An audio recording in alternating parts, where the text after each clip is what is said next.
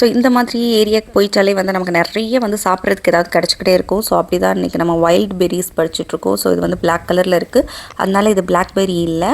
இதுலேயே வந்து எல்லோ கலரில் இருக்கும், அது கோல்டன் பெரின்னு சொல்லுவாங்க. ஸோ பார்த்திங்கன்னா பிழிஞ்சால் ஒரு ரெட் கலரில் பிளட்டு மாதிரி வரும். ஸோ சாப்பிட்றதுக்கும் நல்லாயிருக்கும். உள்ளே வந்து ஸ்ட்ராங்கான சீட்ஸ் இருக்கும். ஸோ நார்மல் பெரிஸ் மாதிரி நல்லா சாஃப்டாக இருக்காது, இதில் கொஞ்சம் சீட்ஸ் இருக்கும். பட் ஆனால் டேஸ்டியாக இருக்கும். ஸோ ஏதோ ஒன்று நம்ம இந்த வழியாக நடந்து போகிறப்ப ஏதாவது ஒன்று சாப்பிட்டுட்டே போகலாம். ஸோ அப்படி தான் வந்து நாங்கள் எங்கள் பெரியத்த வீட்டுக்கு வந்தோம். ஸோ பெரியத்த வீட்டில் யாரும் இல்லை, அவங்க பக்கத்தில் இருக்கிற ஒரு ஏலக்காய் காட்டில் வந்து ஏலக்காய் எடுத்துகிட்ருக்காங்க. ஸோ அவங்கள மீட் பண்ண தான் போயிட்டுருக்கோம். ஸோ அப்படி போயிட்டுருக்கும் போதே பார்த்திங்கன்னா எனக்கு மைக் வந்து சடனாக ஆஃப் ஆகிடுச்சு. ஸோ அதனால தான் வந்து வாய்ஸ் ஓவர் கொடுத்துட்ருக்கேன். இல்லைன்னா இது ராவான இந்த வாய்ஸ்லாம் இருந்தது அப்படின்னா வந்து ரொம்ப கலகலன்னு இருந்தது, ரொம்ப ஃபன்னியாக போயிட்டுருந்துச்சு. நான் டேரெக்டாக எங்கள் பெரியத்தையை பார்க்க போயிட்டுருக்கேன். ஸோ அவங்க இந்த காட்டிலே கொஞ்சம் லாஸ்ட்டில் வந்துட்டு ஏலக்காய் எடுத்துகிட்ருக்காங்க. ஸோ அவங்கள பார்க்கறதுக்காக குடுன்னு மேடுலாம் ஏறி போயிட்டுருக்கேன். ஸோ அவங்க அங்கிட்டிருந்தே சவுண்ட் விட்டுகிட்டே இருக்காங்க, பார்த்து வாத்தா அப்படின்னு சொல்லி.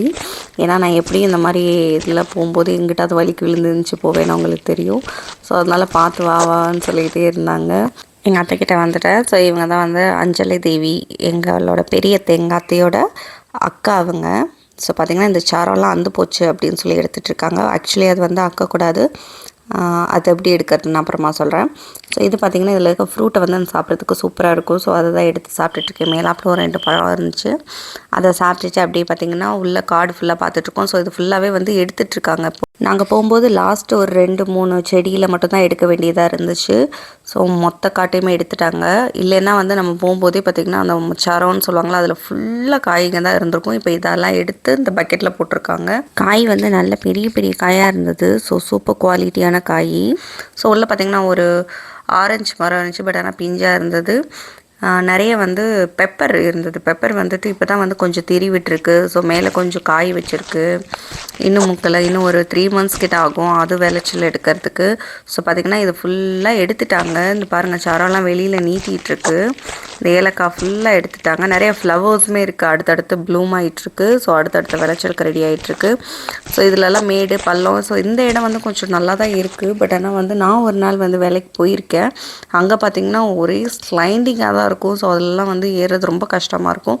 இதுலேயும் மழை பெஞ்சிட்டா ரொம்ப சகதியாக இருக்கும். அதில் தான் வந்து எல்லாருமே வந்து ஏலக்காய் எடுப்பாங்க. ஸோ எனக்கும் அதில் கொஞ்சம் ஒரு நாள் எக்ஸ்பீரியன்ஸ் இருக்கிறதுனால நானும் டக்குன்னு ஒரு 2-3 சரத்துக்கு மட்டும் எடுத்தேன். நான் ரொம்ப எடுக்கலை. எடுத்துகிட்டு அப்புறமா வந்துட்டு பழம் சாப்பிட வந்துட்டேன். ஸோ இப்படி தான் இருக்கும். ஸோ உள்ளே பறித்து பார்த்தோன்னா பிளாக் கலரில் இருக்கும், அதுதான் நல்ல காய், விளைஞ்ச காய். ஸோ அதோட அது சாப்பிட்றதுக்கும் ஸ்வீட்டாக இருந்துச்சு. நித்யாக்கா எனக்கு ஒன்றா எடுத்து கொடுத்துட்டே இருந்தாங்க, நான் சாப்பிட்டுட்டே இருந்தேன். ரொம்ப டேஸ்டியாக இருக்கும். ஸோ இந்த வழியாக சும்மா நம்ம வந்து ஒரு ஏலக்காய் தோட்டத்து வழியாக போகிறோம் அப்படின்னா கூட ஒரு 2-3 பழம் இருக்கும் எப்படியாவது.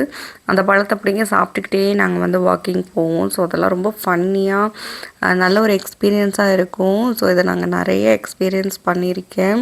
நீங்களும் இந்த மாதிரி எக்ஸ்பீரியன்ஸ் பண்ணியிருக்கீங்களான்னு சொல்லுங்கள். ஸோ நெக்ஸ்ட்டு பார்த்திங்கன்னா அடுத்து வந்து நாங்கள் மாங்காய் பறிக்க போயிட்டோம். ஸோ போகிற வழியில் எங்கள் அத்தை வீட்டுக்கு பெரியத்த வீட்டுக்கு போகிற வழியில் வந்து பார்த்திங்கன்னா ஒரு மாங்காய் மரம் இருக்குது.